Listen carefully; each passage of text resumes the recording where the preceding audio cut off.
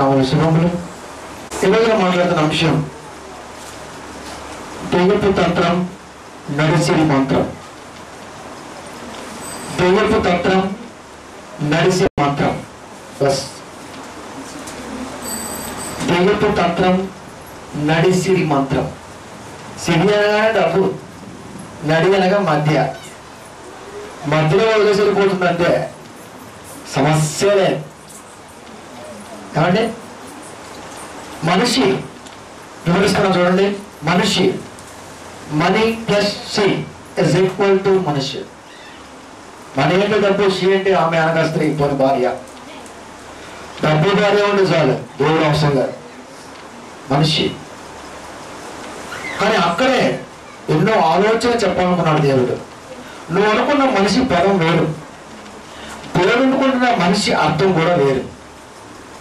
మా అంటే మాను, నీ అంటే నీవు, షి అంటే స్త్రీ. మాలో నుంచి నీవు, నీలో నుంచి స్త్రీ వచ్చారు కనుకనే మనిషి అని పిలిచారు అన్నాడు ఆయన. నువ్వేమో మరే భార్య, అమ్మాయి, ఇలా కలిపేసుకున్నావు. కనుక నువ్వు నా దేవుని వల్ల బ్రతికించిన ఆయనలో నుంచి నువ్వు, నీలో నుంచి స్త్రీ, మనిషి. మనీ ప్లస్ షీ కాదు. నడిసిరి మంత్రం, ఈ రోజున దెయ్యపు తంత్రం ఆలోచన నీకు అందాలి. ఎందుకంటే ఇప్పుడు మన దేవుని వల్ల ఖచ్చితంగా మనిషికి పైసలు అవసరం, డబ్బు చాలా అవసరం. డబ్బు అవసరం లేని వాడు భూమి మీద ఎవడు లేడు. ఒకవేళ మెంటల మీద చెప్పలేం, రోడ్డు మీద తిరిగే వాడికి డబ్బులు అవసరం ఉండదు. డబ్బులు అవసరమే, కానీ అదే అవసరం కాదు. డబ్బు అవసరమే కానీ అదే అవసరం కాదు. 66 పుస్తకాల్లో దేవుడు చెప్పవలసుకుంది ఏంటో అంటే, కొరింథీ సంఘంలో పౌలు గారు మాట్లాడుతూ అపవాది తంత్రములు మనం ఎరగని వారము కాము అన్నాడు ఆయన. అంటే అపవాది తంత్రం నీకు తెలుసా అంటే తెలుసు, అది ఉండాలి. తెలుసు అది ఉండాలి. యోబు గ్రంథంలో 7వ అధ్యాయం 1వ వచనంలో మాట్లాడుతున్నప్పుడు అక్కడ మాట చదువునయ్యా. భూమి మీద నరుల కాలం యుద్ధ కాలము కాదా, వారి దినములు కూలివాని దినముల వంటివి కావా. భూమి మీద నరుల కాలము యుద్ధ కాలం. యుద్ధ కాలం అంటే ఎలక్ట్, దేవుని కొరకు, దేవుని కొరకు. ప్రొద్దు పరిచిన దగ్గర నుంచి ప్రొద్దు ముక్కి అంత వరకు కూడా మనిషి ఆలోచన మ్యాక్సిమం గా మనీ ప్లస్ చుట్టూ తిరుగుతుంటుంది. అందుకని మనిషి మహాత్ముడు కాలాన్ని పోతున్నాడు.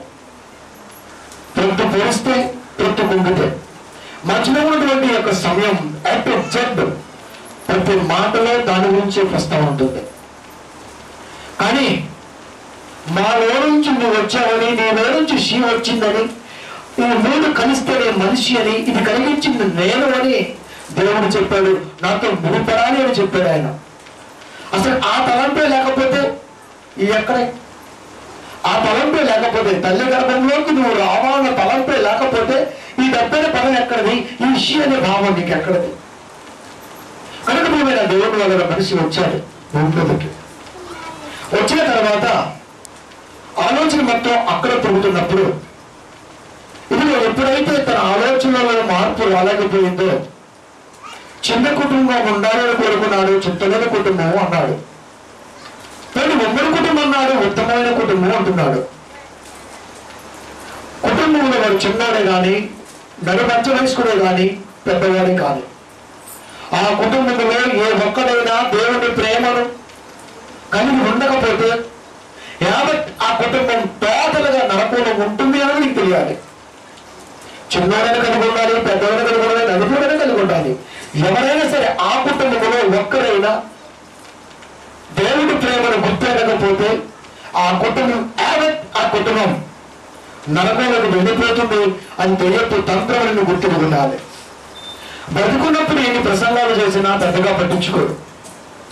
బ్రతుకున్నప్పుడు ఎంత భావోద్వేగంగా పాటలు వేసినా ఆ పాటల భావాన్ని తీసుకోలేడు. కారణం మనిషి కనుక ఉన్నాడు కనుక, మనిషి ఆలోచనలో మార్పు రాలేదు కనుక ఎప్పటికీ రాదనుకుంటున్నాడు దేవుడు. మరి కనుక ఇప్పుడు దేవుడు వల్ల కుటుంబాలను ఇచ్చిన ఆయన, కుటుంబంలో బంధకాన్ని ఏర్పరిచిన ఆయన, నీ కుటుంబం యొక్క ఉన్నతమైన విలువ నాతో ముడిపెట్టుకుంటే నీకు ఏ కుదువ ఉండదు అన్నాడు. కానీ మనిషి అది లెక్కలోకి తీసుకోడు. కనుకనే ఆదివారాన్ని కూడా లెక్కలేని స్థితిలో నడుపుతున్నాడు. ప్రారంభ కాలపు స్థితి నుంచి తిరిగి సంవత్సరాంతము ముగించేంత వరకు కూడా మనిషి ఆదివారాన్ని కోల్పోతున్నాడు, అనగా దైవ సన్నిధికి దూరం అవుతున్నాడు. కానీ వారికి అర్థమైంది ఏంటయ్యా అంటే, ఎంత సంపాదించినా దేవుడు ఆలోచన అన్నది, సత్యధనమైన ఆలోచన అన్నది వాడు లేకపోతే వెనకాల బ్యాలెన్స్ నిల్లు, కష్టాలు ఫుల్లు. చెప్పాలి కదా మరి మనిషిని. యావత్ క్రైస్తవ బిడ్డలకు చెప్పాలి. మరి దేవుని యొక్క తంత్రం ఎక్కువగా వాడబడుతుంది ఎక్కడే. ఎక్కడైనా గొప్పగా ఉంటారు, కానీ ఎక్కడికి వస్తే మాత్రం జారిపోతుంటారు. అది స్త్రీ ద్వారా జారిపోవచ్చు, మని ద్వారా జారిపోవచ్చు. జారిపోవడం మాత్రం కామం. ఏది సంపాదించామని నువ్వు ఆలోచిస్తే, ఏది తీసుకెళ్తున్నామన్న ఆలోచన నీకు అందకపోతే తెలుసు, తీసుకెళ్ళలేదు అని తెలుసు. కానీ స్త్రీ ప్రేరేపణతోనూ మరి బాంధవ్యాల ప్రేరేపణతోనూ తన ఆలోచనతో తెలియదు. కానీ ఈ రోజున మనిషి డబ్బుకిస్తున్న విలువ దేవుడికి ఇవ్వలేకపోతున్నాడు. ఒకటి మాత్రం గుర్తుపెట్టుకోవాలి, అటు ఉన్నోడు ఇటు ఉండలేడు, ఇటు ఉన్నోడు అటు ఉండలేడు.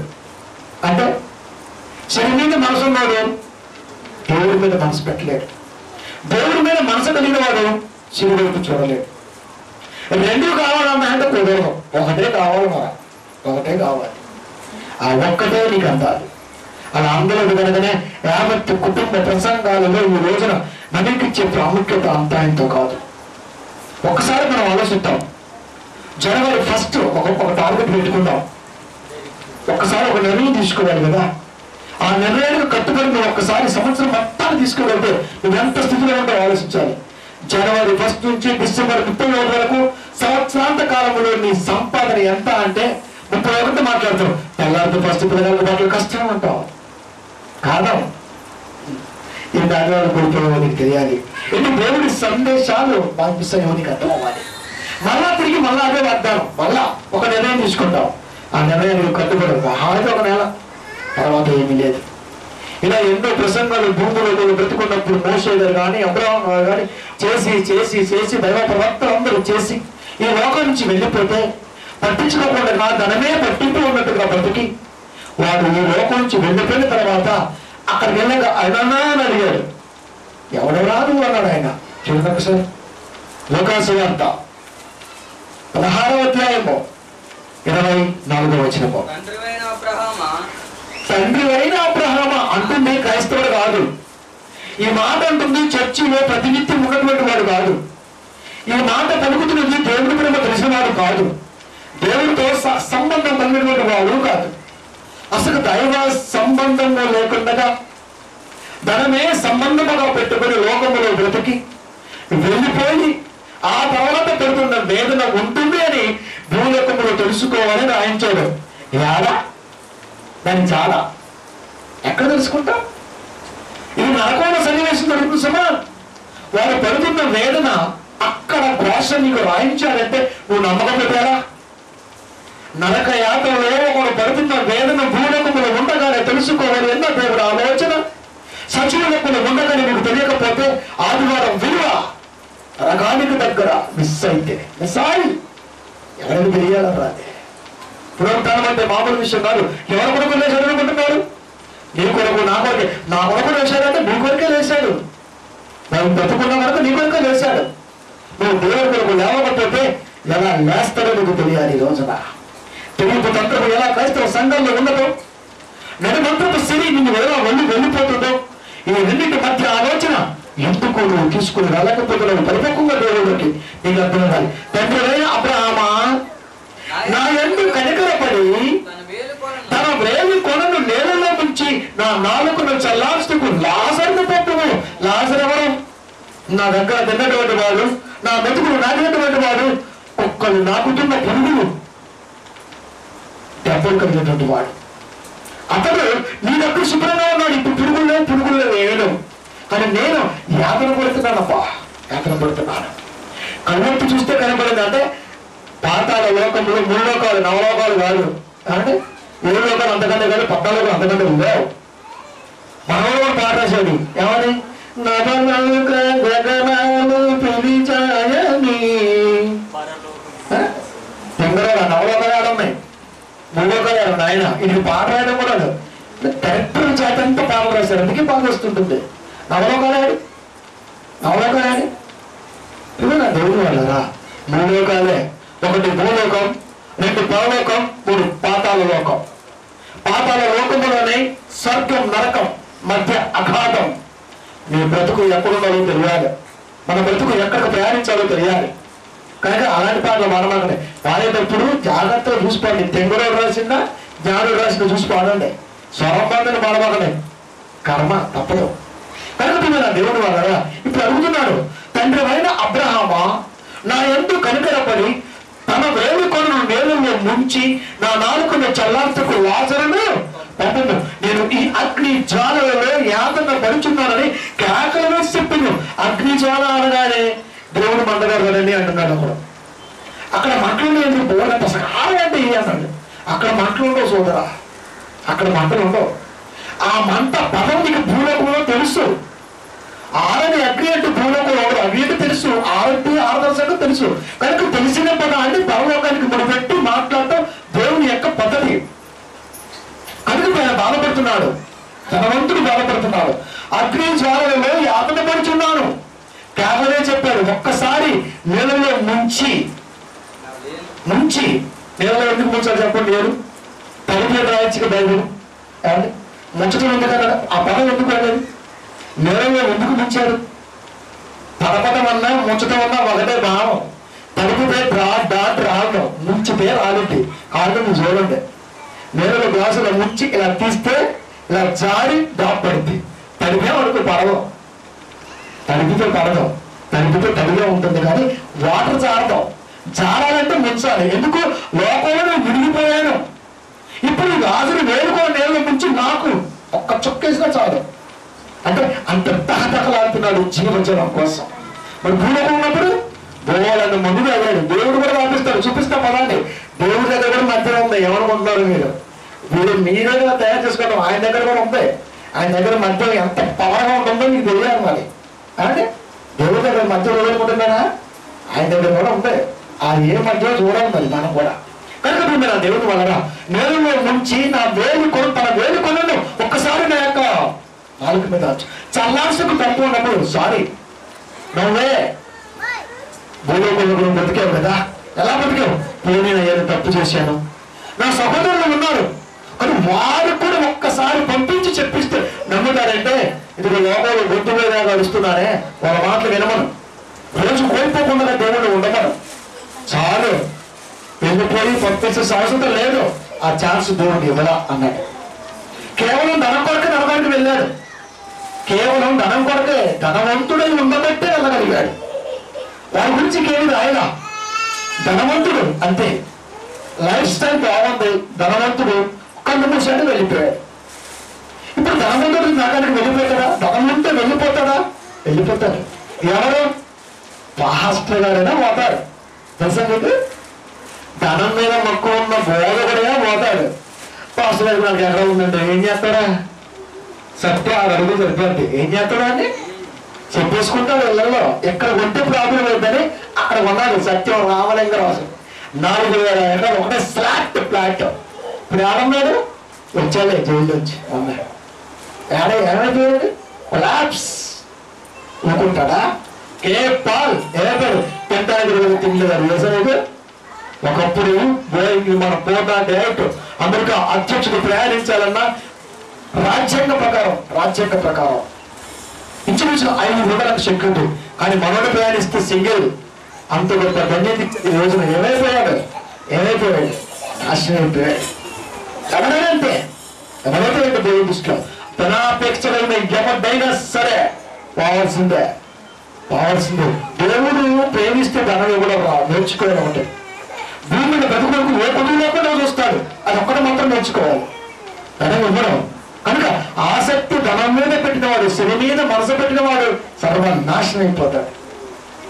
శరీరం నువ్వుగలము, డబ్బు నువ్వు పైసల గురించి మాట్లాడుతున్నాలే.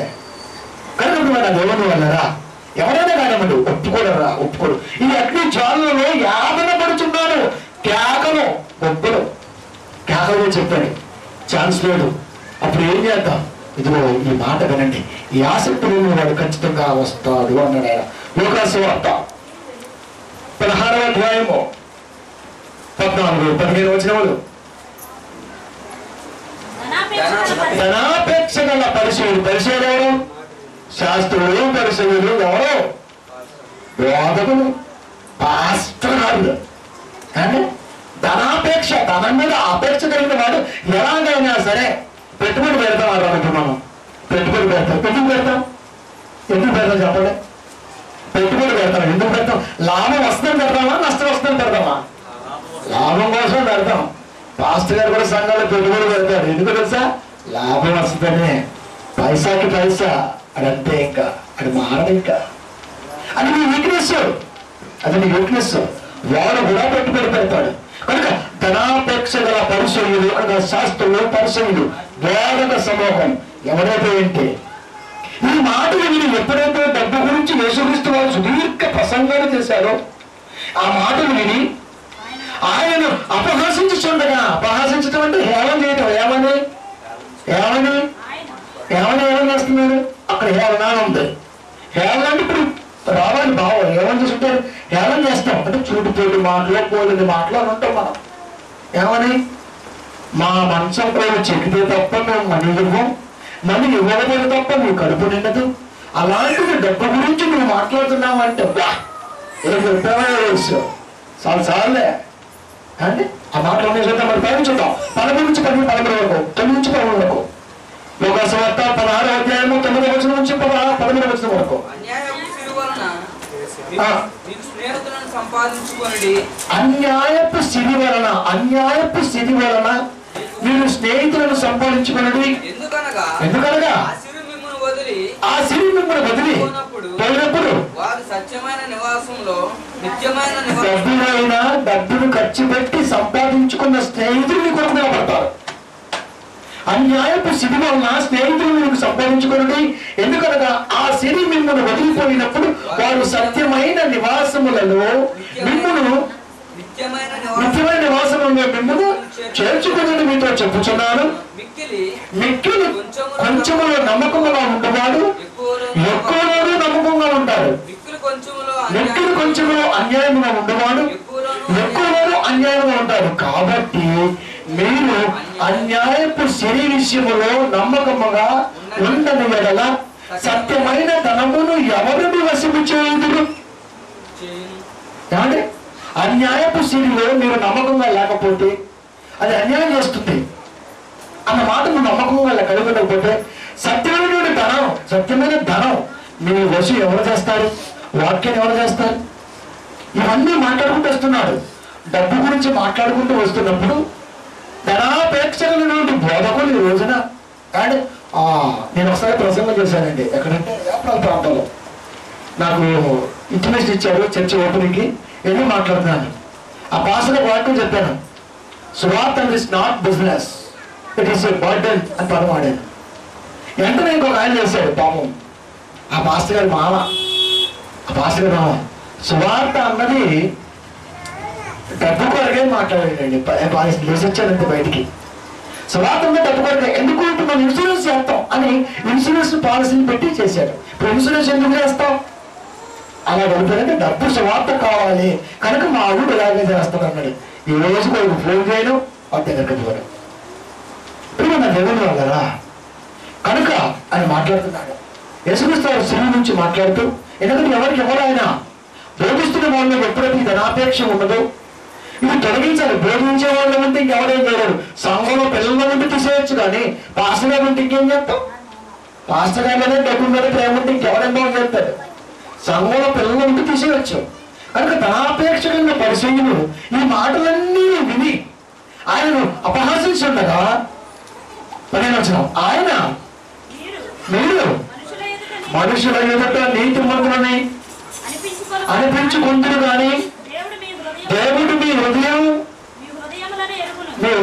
ఎరుగును. మనుషులలో ఘనముగా ఎంచబడినది దేవుని దృష్టికి అసాధ్యం. ఘనవేంద్ర అంటే డబ్బు. వాడు అన్నాడు విలువైనది దేవుడి కొరకు కానుకేయడం అన్నాడు. అంటే బంగారు నగలు మాత్రం వేసేసారు. అది ఇంత ఘనమైనదా విలువైనదా? ఏం నేర్పుతున్నాడయ్యా అంటే రూపాయి పెట్టడం 10 రూపాయలు సంపాదించడం. సంఘాల్లో బిజినెస్ నేర్పుతుందా? అయితే సంఘాలలోనే ఇంకెక్కడ పోవాల్సిన అవసరం లేదు. ఇంకా అక్కడే chit fund, Jesus chit fund భలే ఉంటాయి పేరు. అంటే ఇలాంటి దౌర్భాగ్యపు బోధకుడు ఎంతమంది ఉన్నారని చెప్పినా ఎక్కడ మనం వినేది, ఎక్కడ దేవుని కొరకు బతికేది, ఎక్కడ బతకగలం? ధనాపేక్షగా పరిస్థితి మాట్లాడే వినేం. ఆయన అపహాసించడగా ఆయన మీరు మనుషుల ఎదుట నీతిమంతులని అనిపించుకుంటారు. ఎంత నీతిమంతుడు కాబట్టి మా కొరకు కేక్ పంపించాడండి, కేక్ పంపిస్తాడు. ఆ తర్వాత నీకు ప్యాకే కేకు నీ ఇంటికి వచ్చిన అర్థం తెలుసా? ప్యాక్ చేస్తున్నాను నిన్ను. ఆడు పంపించే కేకు 350 రూపాయలు. సంవత్సరంలో నువ్వు వేసే సంద 3000 రూపాయల పైన ఉంటుంది. 350కి 3000 రూపాయలు డబ్బు వేసేసాడు, నిన్ను ప్యాకు చేసేసాడు. ఆసక్తి ఎంత గొప్పగా వాడికి నేను ఎలా చంపేద్దామని. ఎప్పుడు తెలుసుకుంటావు ఎంత నిజం? ఎవరు చెప్పాలి నీకు? ఎవరు చెప్పాలి? అందుకనే లోకంలోకి వచ్చినప్పుడు నేను ఏమీ తీసుకుని రాలేదు, లోకం నుంచి వెళ్ళిపోతున్నప్పుడు ఏమీ తీసుకుని వెళ్ళను. ఈ శరీరం అనేది అమర్చబడి ఉన్నది. శక్తి పైవైపు తీసేస్తాడు, అంతే. పైవైపు తీసేస్తాం వచ్చాడు. ఇంకా అని యేసుక్రీస్తు చెప్పిన ఒక నరక సత్యాన్ని మీరు చూడగలిగితే హెబ్రీయులకు రాసిన పత్రిక 10వ అధ్యాయము 5-6 వచనములు. హెబ్రీయులకు రాసిన పత్రిక 10వ అధ్యాయము 5-6 వచనములు. కాబట్టి ఆయన ఈ లోకంలో ప్రవేశించినప్పుడు ఈనాడు చెప్పుచున్నాడు, బలువు అర్పణయు నువ్వు కోరలేదు కానీ నాకు ఒక శరీరమును అమర్చుతుంది.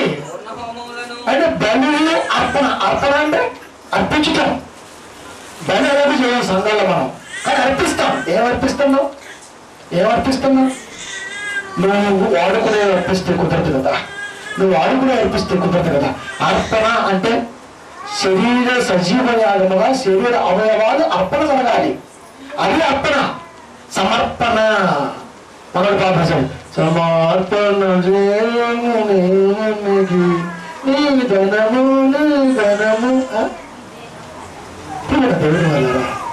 సమర్పణ అర్పణ జరగవలసింది శరీరం అవయవాలు. బలి ఎలాగో లేదు సంఘాల్లో. బలి వాడు ఎవరో వారు, కానీ అర్పణ సమర్పణ ఇప్పుడు సమర్పించు ఎంత ఏదో కోరలేదు కానీ అదేమి కోరలా. నాకు ఒక శరీరమును అమర్చితిని, శక్తి. అమర్పణ అంటే శక్తి. అమర్చితివి అమర్చబడింది ఎప్పటికైనా తీసివేస్తూ ఉంటారు. శక్తిని ఎంతకాలం ఉంటుంది? పని ఉన్నంత వరకే ఉంటుంది. పని అయిపోయాక తీసేస్తుంటారు. తీసేస్తాడు. ఇప్పుడు ఈ శరీరం కూడా కొంతకాలం పోనుంది. అందుకే యాత్రికులు ఉన్నారు, పూర్వీకులు. అందుకే పరదేశంలో ఉన్నారు పెద్దలు, దైవజనులు, దేవుడు ఒకటి తిన్నవారు. అమర్చకం అంటే వెళ్ళిపోతున్న ఒక రోజున వెళ్ళిపోతుంటుంది. వెళ్ళిపోయినటువంటి ఈ శరీరం ధనం మీద మోజు ఉండకూడదు అన్నాడు ఆయన. ఎప్పుడైతే మనమగా కలిసి ఉండాలని కోరుకున్నాడు, ఇది మధ్యలోకి రాకు అన్నాడు ఆయన. కానీ జరుగుతూనే ఉన్నది. పౌలు గారు రాకముందు పాత నిబంధన కాలంలో పిల్లలు దేవుళ్ళు ఉండాలి అని ఉగ్గుపాడు లాంటి ధర్మశాస్త్రాన్ని ఇచ్చి, ఇదిగో తప్పు చేస్తే గేదెలు నువ్వు, తప్పు చేస్తే సంపద నువ్వు, తప్పు చేస్తే కాసులు నువ్వు అని చెప్తే ఇప్పటికి కూడా అదే ట్రెండ్ ఫాలో అవుతున్నామంటే ఒక్కసారి ఆలోచించాలి. ఇప్పటికీ పాత నిబంధన ట్రెండే ఫాలో అవుతున్నాం. పౌలు గారు వచ్చిన తర్వాత యేసుక్రీస్తు వారి శరీరం అమర్చబడింది ఉన్నాడు వెనక ఆ మాట తీసుకొని ఒక చక్కటి మాట సమాజానికి అందించారు. చూద్దాం. పిలిపి రాసిన పత్రిక 4వ అధ్యాయము 24వ వచనం. అయినను నేను శరీరమందు నిలిచి ఉండుట మిమ్మల్ని బట్టి మరీ అవసరం. పోలున్నారు. శరీరమందు నిలిచి ఉండుట మిమ్మల్ని బట్టి మిమ్మల్ని బట్టి నేను బతకడం అవసరం. మిమ్మల్ని బట్టే. మీరే లేకపోతే నాకు అవసరం ఈ శరీరం. మీ కొరకే ఈ బ్రతుకు, మీ కొరకే నా బ్రతుకు, మీ కొరకే నేను. పాస్టర్ గారి మాట, ఒక పౌరుడు పాస్టర్ మాట ఇప్పుడు పాస్టర్ అంటాడు. ఎందుకంటే నువ్వు రాకపోతే డబ్బులు రావు కాబట్టి బ్రదర్ మీరు రాకపోతే కష్టం అంటాడు. పైసల కొరకే పిలుస్తున్నావా పిల్లల్ని? పైసలు ఆలోచన కొరకే పిలుస్తున్నావా పిల్లల్ని? ఆయనను నేను శరీరం ముందు నిలిచి ఉండట మిమ్మల్ని బట్టి మరీ అవసరం, మిమ్మల్ని బట్టి అవసరం. నాకు అవసరం లేదు, నాకు అవసరం లేదు. ఒక దైవజనుడు, యథార్థవంతమైన దైవజనుడు బ్రతుకు సంఘానికి చాలా అవసరం. ఒక యథార్థవంతమైనటువంటి దైవజనుడు బ్రతుకు సంఘానికి, సమాజానికి చాలా అవసరం. అదే లేకపోతే అవసరం లేదంటున్నాడు ఆయన. నా బ్రతుకు మీకు అవసరం. ఆ అవసరం గుర్తుకి మీరు బతకకపోతే వ్యర్థం. అందుకే వచ్చాను లోకానికి నేను, అందుకే పిలువబడుతున్నాను నేను, అందుకే దేవుడి కొరకు ఉండగలుగుతున్నాను నేను. ఆ ఉద్దేశంతో ఉండాలి అని నా బ్రతుకు నా కొరకు కాక నా బ్రతుకు మీ కొరకు అన్నాడు పౌలు నీ కొరకు అన్నాడు ఆయన. ఎవరి కొరకు? ఒక దైవజనుడు బ్రతుకు ఎవరి కొరకు అవసరం? సంఘానికి అవసరం. సంఘానికి ఎందుకు అయ్యాయంటే అనేకమైన సంగతులు నేర్పి, ప్రతి అంశాన్ని కూడా తీసుకొచ్చి నేర్పి, ఇది ఇలా ఉంటే దేవుని యొక్క ఆలోచన మన పట్ల బలంగా ఉంటుంది అని చెప్పాలి. గడిస్తున్న కాలములు వెనకాల గడించే గణాంకాల సొమ్ముల లెక్క ఎంత అంటే ఈ రోజు మన బ్యాంకు బ్యాలెన్స్ చూస్తున్నా, కష్టాలు మాత్రం బోలంతా. ఇదైనా పర్వాలేదు, దేవుడి ప్రేమ గొప్పగా ఉంది, ఖచ్చితంగా నీ బ్రతుక్కి పరమార్థం జరుగుతుంది అని ఆయన చెప్పాలని అనుకున్నాడు, చెప్పదలుచుకున్నాడు. కనుకనే అంటున్నాడు ఆయన, నేను శరీరం అంతా నిలిచి ఉండుట మిమ్మల్ని బట్టి నాకు అవసరం. నాకు అవసరం లేదు, ఈ క్షణంలో మరణించినా నా కొరకు పరలోకం వస్తుంది. కానీ నేను పోతే ఇంత యథార్థంగా వాక్యం చెప్పబడి కనుక లేదు. కనుక నేను ఎక్కడున్నా క్రీస్తు ఉంటాను, పోయినా క్రీస్తు ఉంటాను. ఎక్కడున్నా క్రీస్తునే ఉంటాను అంటే పిల్లలతో ఉంటాను, పోయినా దేవుడితో ఉంటాను. కనుక నాకు ఉపయోగమే. కానీ నేను పోతే నీకు నష్టం. నేను అనేవాడిని లేకపోతే ధన సంపాదన వ్యాపకంతో ఈ రోజున నార్జనంగా బోధ జరుగుతున్నప్పుడు ఆ బోధలోంచి కనీసం కొట్టిమందులైనా బోధకులుగా నిలబెట్టాలి అని నేను కోరుకున్నాను. కనుక నేను అవసరం. నా బ్రతుకు నాకు కాదు, నా బ్రతుకు సంఘానికి. అదే ఫిలిప్పీ 1:41, నా మట్టుకైతే బ్రతుకుట క్రీస్తే, సావైతే లాభమే. నా మట్టుకైతే బ్రతుకుట క్రీస్తే, నేను బ్రతుకుటం క్రీస్తు కొరకే, సావైనా లాభమే. ఇతను బ్రతుకుతావా చచ్చిపోతావా? ఇతను ఒకటే చెప్పాలి, మరి రెండు చెప్పకూడదు. పౌలు గారి మాట వినిపిస్తున్నారు. నా మట్టుకైతే బ్రతుకుట క్రీస్తే, నా వరకు నేను బ్రతకటం అయితే క్రీస్తు కొరకే, సావైతే ఇంకా మేలే. ఎంతగా బ్రతకటమా సావటమా? ఏదైనా ఒకటే చెప్పు, ఏదైనా ఒకటే చెప్పు. వెళ్ళొస్తా, వెళ్తావా వస్తావా? వెళ్ళొస్తా అంటుంటావు, వెళ్ళొస్తా వెళ్తావా వస్తావా? మరి ఆలోచిస్తున్నాను మనం ఒకసారి. కనుక మన దేవుని వల్ల నా బ్రతుకుట నేనైతే క్రీస్తు కొరకే, సావటి ఇంకా కష్టం. బ్రతికినా క్రీస్తు కొరకే, చనిపోయినా క్రీస్తుతోనే. కనుక నా బ్రతుకు. కానీ మీకు అవసరం, అది శరీరం ముందు నేను ఉండాలి, అది మీకు అవసరం. మీకు అవసరం. మీకు ఎందుకు అవసరం అయ్యా అంటే కన్నది ఆయనే. బోధకులుగా నిలబెట్టింది మమ్మల్ని ఎలా కన్నానో చెప్పమని, ఆ కన్న విధానమైన వాస్తవాన్ని సమాజానికి నేర్పమని. అలా నేర్పకపోయేసరికి బోధ ఈ రోజున బాధగా తయారైపోయింది. బోధ రోజు పక్కకు వెళ్ళిపోతుంది. ఎన్ని ప్రసంగాలు చేసిన మనిషి ఇప్పుడు మాడు. అందుకే శుక్రవారం మాట్లాడే మనం అంటే దొంగ బోధకుల లక్షణాలు పట్టలేదు, నిజాన్ని నమ్మని విశ్వాసులు. ఎలా చెప్పామంటే అలా చెప్పాం, అయినా సరే నమ్మం.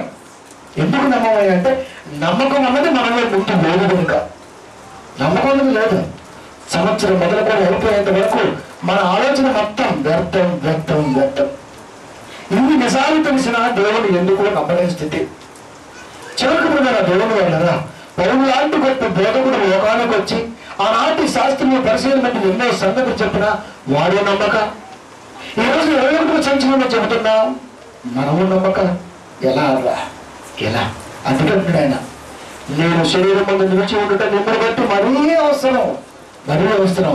చనిపోతే దేవుడి దగ్గరికి వెళ్ళిపోతా, నా ముందు పరలోకం, కానీ నీకు కూడా రావాలి, నీకు కూడా రావాలి అన్న ఆలోచనలో ఉన్నటువంటి బోధకుడిని ఎవరైనా సరే బాధ పెడితే తగిన మూల్యం చెల్లించుకోవాల్సి ఉంటుంది.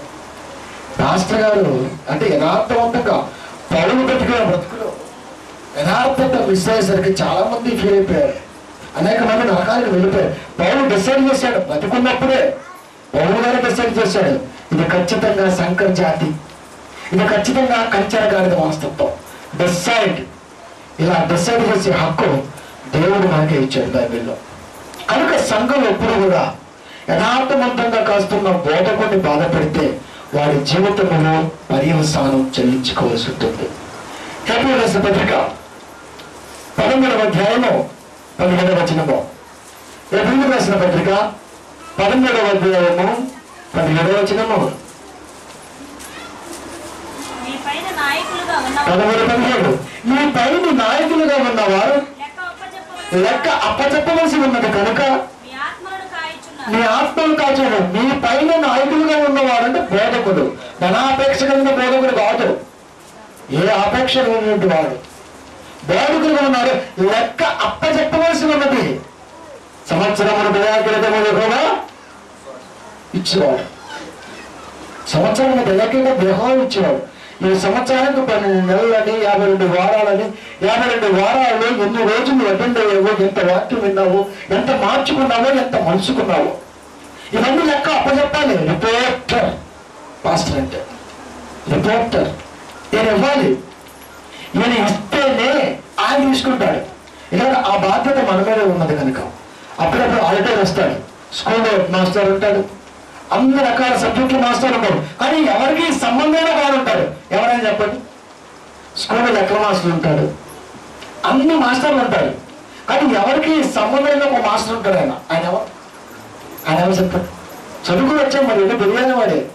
లెక్కల మాస్టర్ ఉంటాడు, సైన్స్ మాస్టర్ ఉంటాడు, హిందీ మాస్టర్ ఉంటాడు, అన్ని మాస్టర్ ఉంటాడు. వీళ్ళందరికీ సంబంధం లేకుండా ఒక మాస్టర్ ఉంటాడు. తెలుగు సబ్జెక్ట్ మాస్టర్ ఉంటాడా? తెలుగు సబ్జెక్ట్ మాస్టర్ ఉంటాడు, ఏ సబ్జెక్ట్ కన్నా మాస్టర్ ఉంటాడు. కానీ ఏ సబ్జెక్ట్కి సంబంధం లేకుండా నేను ప్రపంచం మాస్టర్ ఉంటాడు అంటే అకౌంటెంట్. నీకు బాగా చెప్పడు ఆయన, తెలుసా మీకు? ఏ సబ్జెక్టు చెప్పడం ఆయన అకౌంట్. ఎప్పుడైతే ఆడిట్ జరిగినప్పుడు బయటపడుతుంది అది. ఆ రోజు ఎప్పుడు యూజువల్గా మాస్టర్ని, ఆ మాస్టర్ ఎప్పుడు రాడు. ఆ మాస్టర్ వస్తాడు ఆడిట్ జరిగేటప్పుడు, అకౌంటెంట్ వస్తాడు. అప్పుడు చూస్తాడు, ఏం చూస్తాడు? హాజరు పట్టి చూస్తాడు. కానీ జూన్లో 31 రోజులు ఆదివేశాం అనుకో, ఎలా ఉంటుంది చెప్పండి? జూన్లో 31 రోజు ఆదివేశాం అనుకో, ఎలా ఉంటుంది? జూన్లో 31 ఉండదు, 30 ఉంటుంది. జూన్లో 30 ఉంటుంది. 31 ఆదివేశాం ఉంటే దొరుకుతాయి, ఆడిట్లో బయటపడతావు. ఆ మాస్టర్ వస్తాడు, అది నీకు సంబంధం లేదు. ఇప్పుడు అడుగుతాడు, జూన్ 30 స్కూల్కి వచ్చావరా అంటే నువ్వేమంటావు? అసలు జూన్ 30 లేదు కదండి అంటావు. ఆయన ఎవరో తెలియదు, ఆయన అసలు చెప్తావు. అసలు ఆ మాస్టర్ ఎవరు? దేవుడు. ఇప్పుడు రాస్తున్న మాస్టర్లు ఎవరంటే మేము. ఇప్పుడు నేను ఏ సబ్జెక్టు బోధిస్తున్నా దాని మీద మార్కులు వేసేది నేనే, దాని మీద చెప్పవలసింది మేమే. కనుక ఏ ఉద్దేశంతో చెబుతున్నావో అన్నది ఆయన చూస్తాడు. మా పైన అధికారిగా ఆయన ఉన్నాడు, ఆయన చూస్తాడు. ఏ ఉద్దేశం చదువుతున్నాడు ఆయన మాస్టర్? ధనాపేక్ష చెప్పారు కనుక ముందు మీకు పడాలి తప్ప జూన్ 31 ఉంటుందా? ఉండదు. నువ్వు ఎందుకు వేసావు కనుక ఫస్ట్ నువ్వు వేసేస్తాడు, ఆ తర్వాత మిమ్మల్ని చూస్తాడు రామదానికి. కనుక బోధిస్తున్న బోధలో యథార్థత ఎంత ఉన్నదో చెప్పగలిగిన వాడు రిపోర్టర్, పాస్టర్ గారు. వీరి ఉద్దేశం దేవుడు అనే ఆయన ఉన్నాడని, అది ఒక రోజున ఆడిట్ జరుగుతుందని, ఆ ఆడిట్లకు రావాల్సినటువంటి సమయం ఆసనం ఉన్నదని లెక్క అప్పచెప్పవలసి ఉండగా ఆత్మలను కాల్చున్నాడు.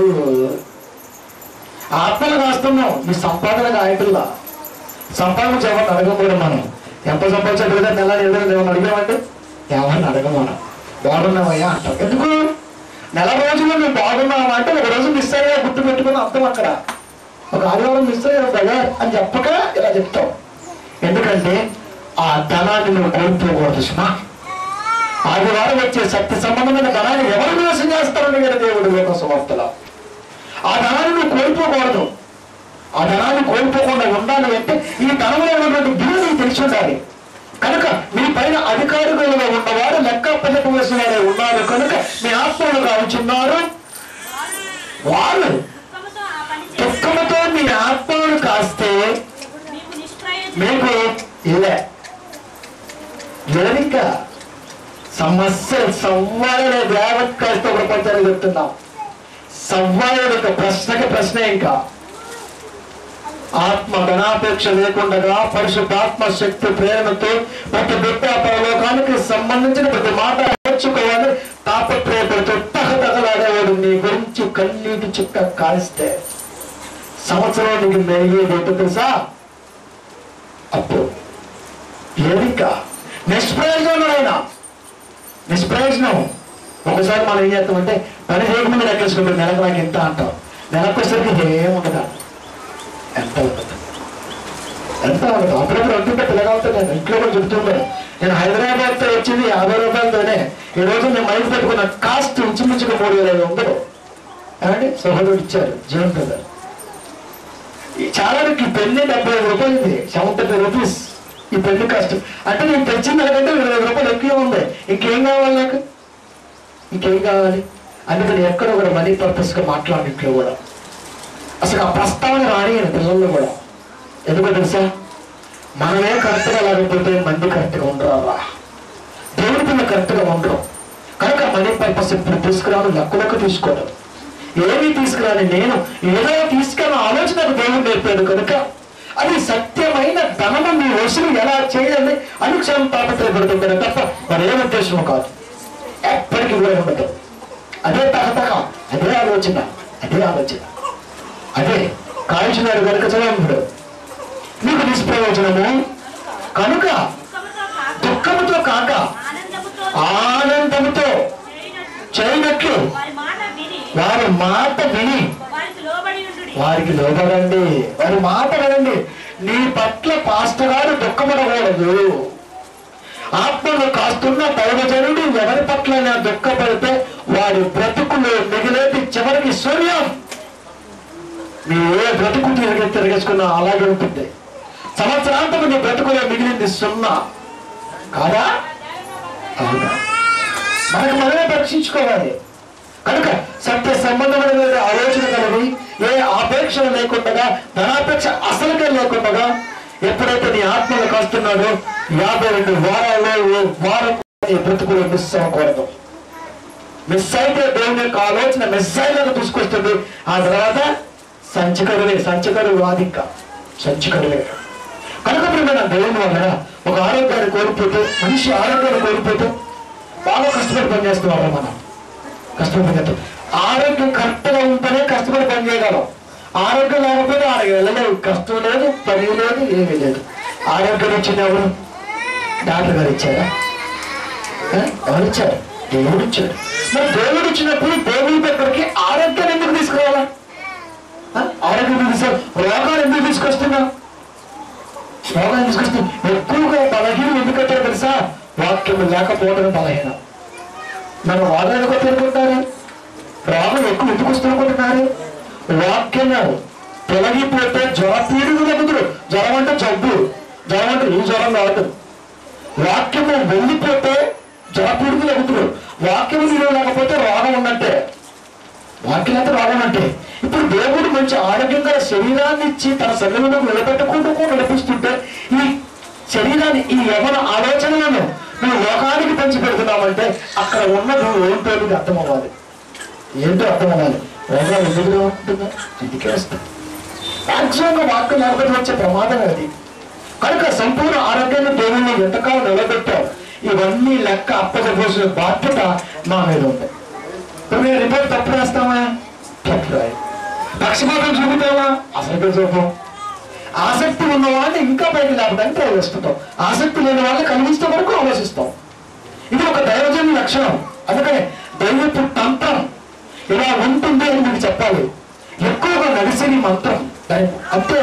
శివ మీద ఫోకస్ చేస్తే ఎవరైనా సరే పడాల్సిందే. ఎంతవరకు ఉపయోగం ఉంటుంది? ఎంతవరకు ఉపయోగం? కనుక ఉపయోగపడేది అంటే ముందు మనకు తెలియాలి. అది ఖర్చుకు కనపడకపోయినా దేవుడు ఒక రోజున నీకు ఉపయోగపడే యాంగిల్లో నీకు చెప్పాలనుకుంటున్నాడు. దేవుడు ఒక రోజున నీకు ఉపయోగపడే యాంగిల్లో భూమి మీద పెట్టుకుండగానే ఇలా చెబితే బాగుంటుందేమో అనుకున్నాడు ఆయన. ఎందుకు? ఇప్పుడు మీ లెక్క చెప్పాలి, మీ లెక్క కరెక్ట్గా రాయాలి, లేకపోతే ముందు బాగుపడుతుంది దెబ్బ. ఎందుకంటే ఆడిటర్ దేవుడు ఆయన చూసుకుని ఆయనే, ఆధార పట్టి చూసాడు ఆయనే. ఇప్పుడు ఆయన ఆధార పట్టి కాడికి వచ్చాడు, ఆధార పట్టి తీశాడు. ఇప్పుడు చూస్తున్నాడు. మత్తయి సువార్త 3వ అధ్యాయము 12వ వచనము. మత్తయి సువార్త 3వ అధ్యాయం. ఆయన చేత, ఆయన చేతులు చేత అనగా నీకు అర్థమైపోతుంది. చేత అనగానే స్త్రీలకు బాగా అర్థం, పురుషులు కూడా. చేత తెచ్చేది ఏనా, చేత పనిచేసేది ఆమా, తెచ్చేది ఏనే కాబట్టి ఎంతకీ తెలుసు ఆ పదం. కనుక ఆయన చేత, ఆయన చేతిలో మనకి చేత. ఆయన దేవుడికి ఏం పని అండి? చేత ఏం పని చేస్తామమ్మా? చేత ఏం చేస్తాం? కానీ పదాన్ని ఎంత గొప్పగా మాట్లాడతాడండి దేవుడు. చేతతో ఏం పని చేస్తాం ఏమండి? చేతతో నువ్వు శుభ్రంగా ఊడుస్తాం, చెత్త ఎత్తుతాం. చెత్త ఎత్తడానికి ఉపయోగపడుతుంది చేత, అంతేనా? రైతుకు బాగా తెలుసు. కానీ ఎప్పుడైతే మిషన్ వచ్చాడు అది చేతే, అది ఫ్యానే, ఇది చేతే. కనుక రైతులు ఎప్పుడైనా సరే ఎడ్ల బండి ఉండేది, ఎడ్ల బండి మీద ఎక్కి గాలి వాటాన్ని చూసి చేతతో ఆ యొక్క ఒడ్లని తాళ్ళని అవన్నీ కలిపి ఇలా వేస్తూ ఉండేవారు. గాలి కొడుతున్నప్పుడు బరువుగా ఉన్నది ఎక్కడ పడుతుంది, బరువు అక్కడ పడుతుంది. కిందకి దిగిన తర్వాత ఇలా అనేసి చెత్త మొత్తం పక్కన వేసి ఈ మొత్తం మళ్ళీ వేసాడు. ఇవన్నీ ఫిల్టర్ వేసి మళ్ళీ ఇంకో చెట్ల క్లియర్ అవుతుంది. చేత అంటే చెత్తని బయట పారడానికి ఉపయోగపడేది. ఇప్పుడు ఏ చెత్త ఉన్నది దేవుడు చేత తీసుకున్నాడు? ఏ చెత్త ఉన్నది? ఇల్లు. ఇంటిలో ఎంతసేపు ఊడ్చినా చెత్త వస్తూనే ఉంటుంది. చెత్త అనేది ఇల్లు ఉండదండి. ఇప్పుడు శుభ్రం చేశారు, ఇప్పటికీ శుభ్రం. అది ఒక్క అర్ధగంట గంట అయితే మళ్ళీ చెత్త వస్తుంది. ఎక్కడి నుంచి వస్తుంది? బయట ఉన్నది కనుక ఇంట్లోకి వచ్చింది. బయట ఉన్న చెత్త ఇంట్లోకి వస్తుంది. ఇంట్లో ఉన్నది చేత ద్వారా బయటకు వెళ్తుంది. ఇప్పుడు బయట ఉన్నది ఇంట్లోకి, ఇంట్లోకి బయటకి, బయట ఇంట్లోకి, ఇంట్లోకి బయటకి, బయట ఇంట్లోకి బయటకి. ఏం లాభం? ప్రయోజనం కాల్చిపడేయాలి. అదే మున్సిపాలిటీ వారు వాడుతున్న పెద్ద చేత. అదే చెత్త డంపింగ్ యార్డ్. ఎక్కడ వేస్తామని ఊరు బయట వేస్తాం. చెత్త అక్కడ తీసుకెళ్తారు. ఇప్పుడు కాలం ఎందుకు రాజు రూపంలో చూడండి, మన ఇంటి బాగుంటుంది, మన ఇంటి ముందు చెత్త వేసేస్తాం, అది గాలికి మళ్ళీ అడిగే వస్తుంది, మళ్ళా వేస్తాం, మళ్ళా వస్తుంది. ఇప్పుడు నిజంగా నువ్వు తెలియగలవాడు అయితే, తెలియగలవాడు చెత్తని తగలబెట్టాలా, చెత్తని తగలబెట్టాలి. తగలబెడితే ఇంట్లోకి రాదు. భూమి వెళ్ళిపోతుంది. అది ఆకారం కనపడదు ఇంకా. అందుకనే మున్సిపాలిటీ వారు డంపింగ్ యార్డ్లు తగలబెడతారు. తగలబెట్టినప్పుడు పొగ రూపంలో, భూమి రూపంలో అలా అలా వెళ్ళిపోతుంది, తర్వాత కనపడదు. కానీ లేకపోతే కంటు పడుతుంది. నీ ఇంటిలో ఉన్నదే నువ్వు చేత ద్వారా ఎత్తింది మళ్ళా ఆ చేతులతో ముక్కు మూసుకునేంత పరిస్థితి కల్పిస్తుంటుంది. ఇప్పుడు దేవుడికి ఏమవసరం చేత? ఆయనకి ఏమవసరం? దేవుడికి చేత ఏం పని? ఆయనతో చాలా పని ఉంది. మరి సంఘంలో చాలా చెత్త ఉంది, సంఘంలో చాలా చెత్త ఉంది. ఇప్పుడు వేరేయాలి, వేరేసేది ఎవరు? ఆదిరేస్తున్నది మేమే. వేరేస్తున్నప్పుడు ఖచ్చితంగా ఆయన తీసుకుంటాడు. ఎప్పుడయ్యా అంటే ఇది రెండవ అక్కడ తీర్పప్పుడు నువ్వు చెత్తవి పనికిరావు అని డిసైడ్ చేశాడు కింద మాస్టర్ గారు. అది నాకు ఎక్కడి, ఎందుకంటే ఆడిట్ చేసినప్పుడు ఆ రిపోర్ట్ కరెక్ట్గా ఉన్నది కనుక ఇప్పుడు నేను తీసుకుంటున్నాను. కనుక నువ్వు నిజంగా పనికిరావు అని తీసుకెళ్ళిపోయి నిన్ను కూడా అక్కడ వేసేస్తాడు, డంపింగ్ యార్డ్లో పడేస్తాడు. అదే అక్కడ చెత్త కాలినట్టే అక్కడ ఆడిపోతూ ఉంటావు నువ్వు కూడా. ఇదన్నా ఆడిపోతుంది కానీ అది ఆడటం. అక్కడ కూడా పొగొస్తుంటున్నారు, అక్కడ కూడా పొగొస్తుంది తెలుసా మీకు? చూడండి మీరు అన్నమాట కూడా శుభ్రం చేసి చదవము వాళ్ళ ఫస్ట్ చేయండి పొడిపోయండి. మళ్ళీ ఆయన చేత ఆయన చేతిలో ఉన్నది. ఆయన తన కళ్ళను బాగుగా శుభ్రం చేసి చేత అంటున్నాడు, కళ్ళం అంటున్నాడు. మనకు పెద్దగా పరిశీలన పదాలే కాదే. కళ్ళం అంటాం, కళ్ళమని పదాలు ఎక్కువ పడతాం. ఎగరం పొలంలో 12 భాగాలు ఉంటాయి, 12 ప్లాట్లు ఉంటాయి. అందుకే ఒక దాంట్లోనే వేస్తావు.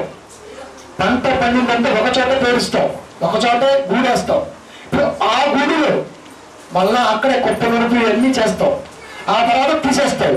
ఇప్పుడు కళ్ళాన్ని శుభ్రం చేసే పని ఒకరికి అప్పగిస్తావు. వాళ్ళు వడుకొచ్చేటప్పుడు ఇంత వదులుతావు, వాళ్ళు ఇంత కూడా వదలరు, చొప్పగా క్లీన్ చేస్తారు. ఎందుకు తెలుసా? అక్కడక్కడ ధాన్యాలు ఉంటాయి. ఆ ధాన్యాలు తీసుకొని మరలా కట్టుకొని వారి ఇంటికి ఉపయోగపడతాయి. అంటే ఇప్పటి వరకు ఈ మాట నిజంగా మీకు అందకపోతే, ఈ భావాలు మీకు అందకపోతే, ఇప్పుడు మీరు కళ్ళంలో పడ్డాడు వాడుగా అనుకుంటాం. ఇప్పుడు కళ్ళం శుభ్రం చేస్తున్నప్పుడు కూడా ఆ గింజలు వేస్తాము, ఆ ధాన్యం వేస్తాము. ఇప్పుడు అది ఉపయోగపడుతుంది. అలా ఈ క్షణమైన ఉపయోగపడటానికి మీరు ఉపయోగపడతారేమో ఆలోచించండి. ఈ క్షణమైనా సరే కళ్ళము శుభ్రం చేసినప్పుడు ఏది మిస్ అవ్వదుగా అంత శుభ్రం చేస్తారు. కళ్ళాన్ని శుభ్రం చేసి గోధుమలను కొట్టులో పోసి ఆరని అగ్నితో పొట్టును కాల్చివేయను. ఆరని అగ్నితో పట్టు.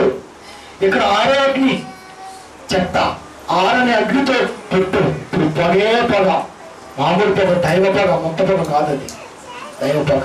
కనుక మన దేవుడు ఒక డంపింగ్ యాక్ట్కి చెత్త మీ ఇంట్లోంచి వెళ్తుంది. పరలోకానికి అవసరం ఆత్మ చెత్త రూపంలో మీ రూపానే వెళుతుంది, బోధకుడి రూపానే వెళ్తుంది. ఒక పాస్టర్ వల్ల ఇవన్నీ జరిగాయి. బోధకుడు అనేవాడు కరెక్ట్గా వాక్యాన్ని సమాజంలో అందించకపోతే ఉపయోగపడాల్సిన మనం ఉపయోగపడకుండా పోతాం. ఆ డంపింగ్ యాక్ట్ చెత్తలాగా కాలిపోతూ ఉంటాం. ఇంతగా చెత్త తయారు చేస్తుంది ఎవరు అంటే ఇతనే. కనుక మన దేవుని చేత ఆయన చేతిలో ఉన్నది. ఆయన ఇస్తే ఇప్పుడు ఎలా ఇస్తాడు అలా ఇస్తాడు. ఆ ఇసురుకు తట్టుకొని ఉండగలిగితే నువ్వు ధాన్యాన్ని కొట్టుకొని పోతే నువ్వు తాళువి. ధాన్యాన్ని మా తాళుని ఆలోచించాలా.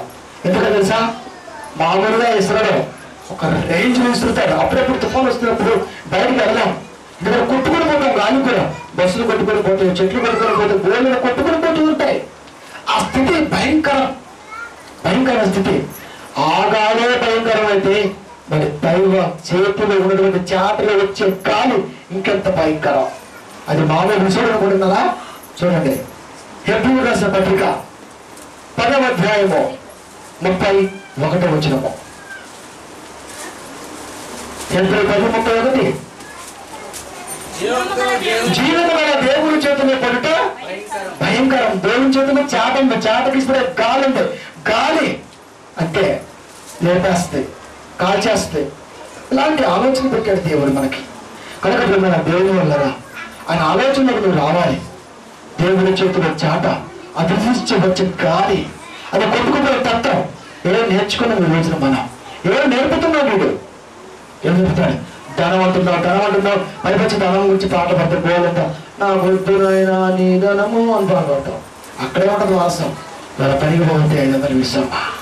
సాయంత్రం డాక్టర్ గారికి బాగా కడతాం, కరుణాకర్ గారికి. ఈ మధ్య బాగా పెంచాడంట రేట్లు కూడా. ఆయన కూడా మరి అంటే ఎవరు పెంచాడంట మరి.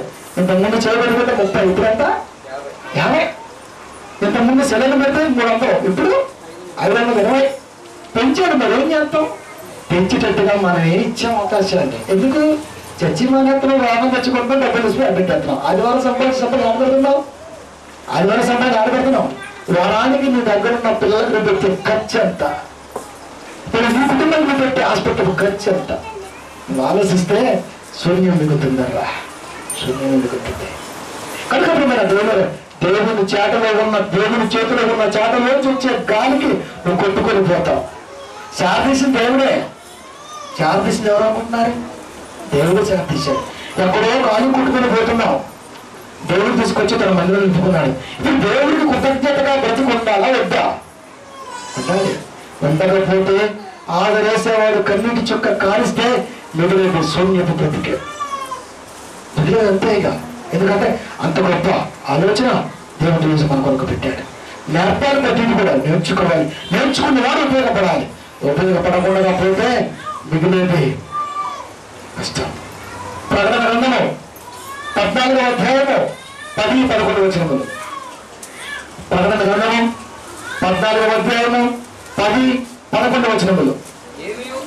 ఏమీ కలపకుండా దేవుని ఉగ్రత పాత్రలో ప్రేయబడిన దేవుని కోపమును మద్యమును వాడు త్రాగను. మందుందా? ముందు నీ దగ్గర మందు కాదు. ఏ మందు కాదో ఎలా అంటాం. మరి ఆయన మందు తాగితే ఇంకెలా ఉంటుంది తెలుసు నీకు? సూపర్గా ఉంటుంది. మరి ఏమీ కలపకుండా అంటే రా మనవాళ్ళు చాలా మంది అవుతారు. ఏమీ కలపడం, కింద ఇలా కొడతాడు. ఎలా? ఇలా ఇప్పుడు వేస్తాడంతే, కట్ట తాగేస్తాడంతే. ఇప్పుడు రా తాగిన తప్ప మనవాడికి తుక్కుండదు. ఏమీ కలపకుండా దేవుని ఉగ్రత పాత్రలో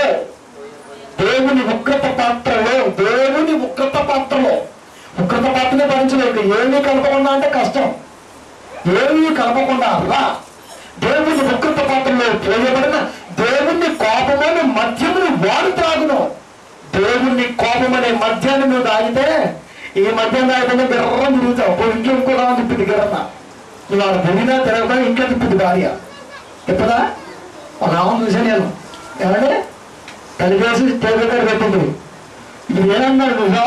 నువ్వు కొట్టేదామా అదే ఏనా నా పిల్లలు ఉంటారండి రైతు ఉండేది కొట్టున్నావా బాలనగర్లో మా వాటరు బాసు తెలుసా నీకు పైకి వచ్చి తొందర చెప్తాను చచ్చింది అంటాడంటే చచ్చిపోయాడు మామూలుగా కొట్టదు అదే గర్భం ముట్టాలను ఉండకూడదు ఇది మన దేవుని వాళ్ళరా ఏమి నువ్వు కలపకుండా దేవుని ఉగ్రత పాత్రలో ఉపయోగంగా దేవుని కోపం మధ్యమును వాడు త్రాగను ఇంకొకదా దేవుడిచ్చే మధ్య నాయకుడు ఉంటావా నువ్వు ఈ మధ్య నువ్వు చేసుకున్న మధ్య నాయకుడు నువ్వు ఎక్కువకాలం ఉండవు దేవుడి ఉగ్రతని మధ్య నువ్వు తాగితే బ్రతకలేవు ఎప్పటికీ ఎందుకు వాక్యం రాక ధనాపేక్ష కలిగిన వాడి స్నేహంలో నువ్వు పాలు పంచుకుని ఉండే కావడం ఏం చెబుతున్నారు పాస్టర్ గారు ఎంతకాలం అవుతుంది దేవుళ్ళకి వచ్చి దాని ఉద్దేశం ఏంటి ఏం నేర్చుకున్నాం ప్రతి భావాల ఉన్నదా లేదా ఎందుకు చూడం పొగబెడుతున్నాడు దేవుడు కింద కొట్టాం వాళ్ళ పైకి వెళ్దాం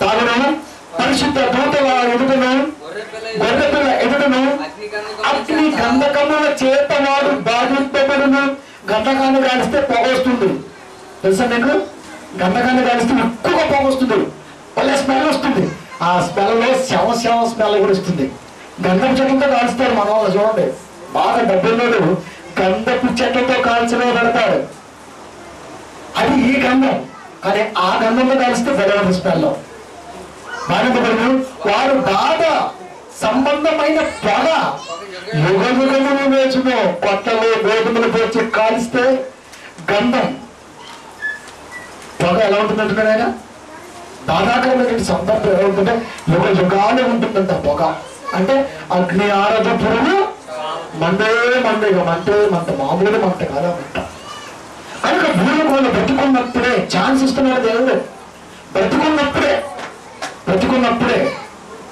వాక్యం నేర్పే వాడిని మిస్ అవ్వకూడదు వచ్చిన అవకాశాన్ని తృణీకరించుకోకూడదు 1 కోటి రూపాయలు వచ్చిన ఆదివారం మిస్ అవ్వకూడదు తెలుసా మీకు నేను చేస్తున్న యాడ్లో మా సార్కు ముందే చెప్పాను ఆదివారం వస్తే పని చేయనయ్యా వద్దంటే మానేస్తాను ఎందుకంటే నా దగ్గర స్కిల్ ఉంది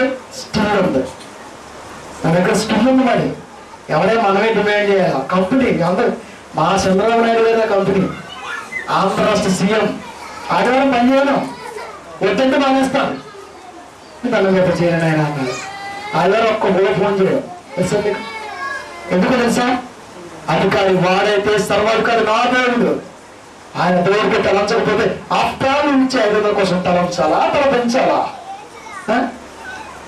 ఆలోచించాలరా యథార్థం చాలా స్ట్రైట్ గా ఉంటుంది బతుకున్నది ఎవరికి అర్థం కాదు కూడా అర్థమయ్యేట్టుగా ఉండాలి ఒక ఆదివారం కోల్పోతే 1 సంవత్సర కాలపు సంపాదన కోల్పోతే 1 సంవత్సర కాలపు దేవుడు ఒక్కతో అవుతుంది ఎక్కడ అవుతాం అంత ఉంది బయట అది కూడా చెప్తాం సార్ మరి ఒక్క ఆదివారం మిస్ అయితే ఎంత గొప్ప ఆలోచన చనిపోయిన కుమారుడు తిరిగి లేచింది నీ కొరకైతే ఆ కుమారుడు ఆలోచన అందడానికి సిద్ధపడ్డ దేవుడు నోట మాటను వినకుండా పోతున్నామంటే ఒంటికి రాదా ముప్పు రాదా వస్తుంది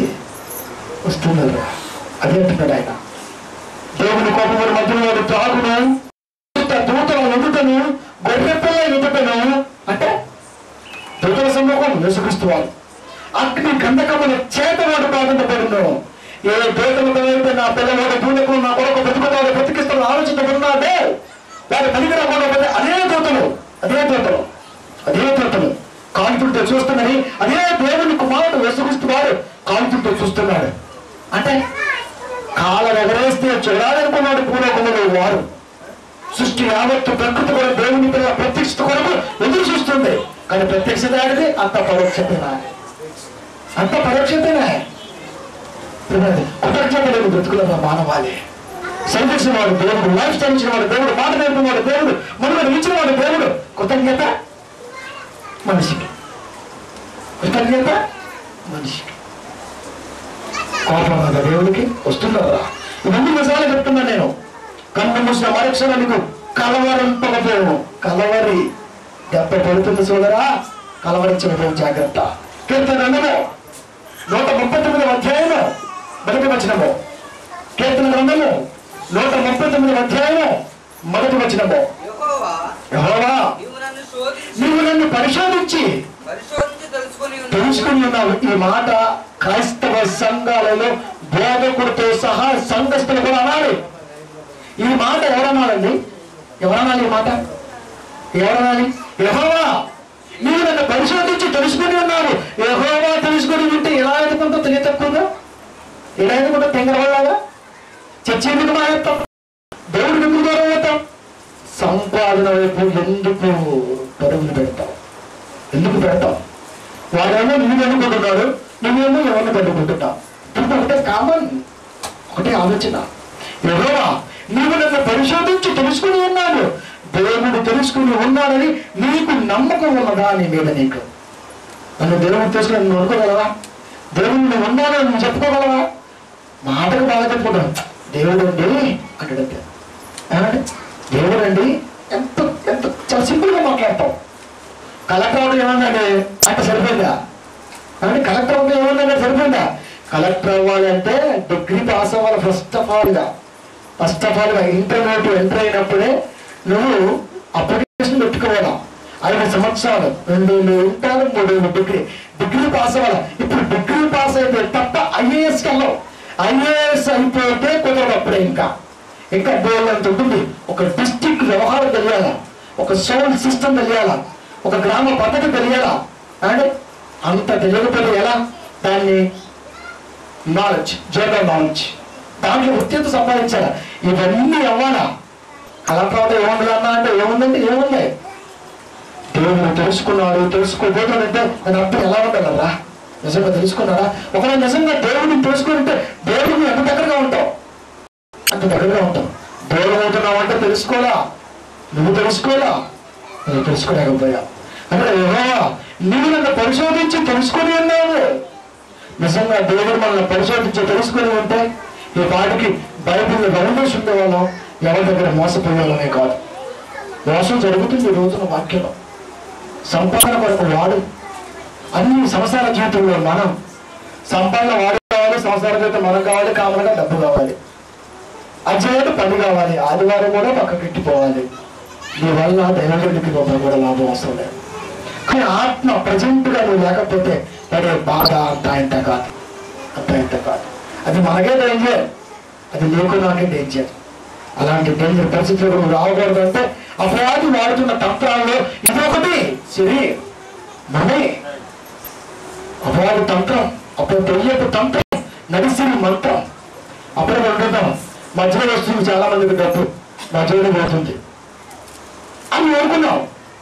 కానీ మధ్యలో వచ్చినా మధ్యలో పోతూ అవుతుంది. అదేంటో తెలుసా? నీ సావు మధ్యలో రాలా, నీ సావు మధ్యలో పోకూడదు.